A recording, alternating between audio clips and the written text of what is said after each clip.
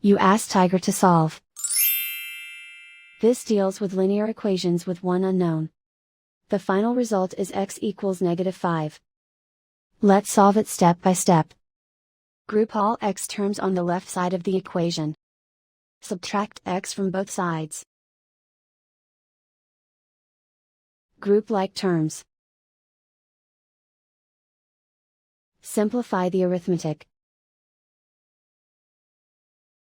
Group like terms. Simplify the arithmetic. Group all constants on the right side of the equation. Subtract 2 from both sides. Simplify the arithmetic.